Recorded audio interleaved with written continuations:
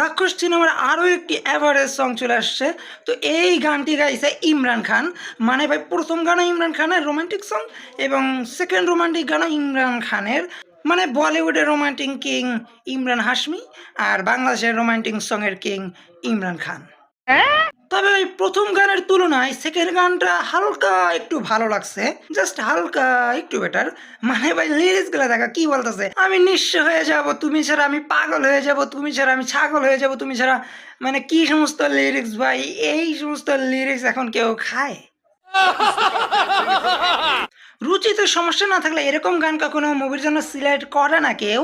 ভাই বরবাদ সিনেমা কিন্তু প্রমাণ, বরবাদ সিনেমাতে তারা এত সুন্দর সুন্দর গান সিলেক্ট করছে, আর এই সিনেমাতে তারা কি সমস্ত আজে বাজে যত সব ফালতু ফালতু কি সমস্ত গান সিলেক্ট করতেছে। তো আমি মনে করি যে মেহেদী হাসান যদি এই সমস্ত গান দিয়ে সিনেমাকে আরো ডাউন করতেছে, কারণ টেইলারদের যেই পরিমাণ হাইপ ক্রিয়েট করছে এই সমস্ত গান দিয়ে আরো নিচে নামাই দিতেছে। তো আমি মনে করি ভাই এই সমস্ত গান বাদ দেন, বেটার কিছু দেন, তাহলে কিন্তু হাইপটা বাড়বে। নাহলে ভাই টেইলারের হাইপটা কিন্তু ঠুস করে পড়ে যাবে।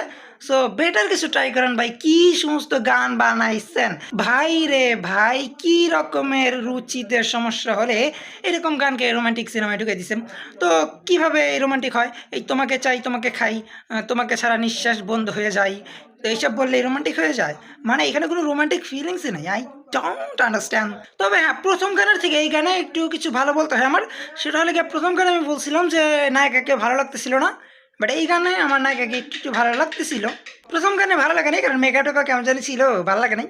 কিন্তু এইখানে তো দেখি কালারিং মালারিং সব কিছু ভালো লাগতেছে, তো এখানে ভালো লাগতেছে।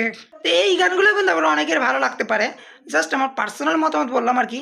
অনেকের ভালো লাগতে পারে ভাই, অনেকেরও এরকম গানের রুচি, মানে এরকম গানের সাথে তাদের রুচিও যায়, তো অনেকের ভালো লাগতে পারে। তো তোমাদের কেমন লাগলো তো অবশ্যই কমেন্ট বক্সে জানিয়ে দিও।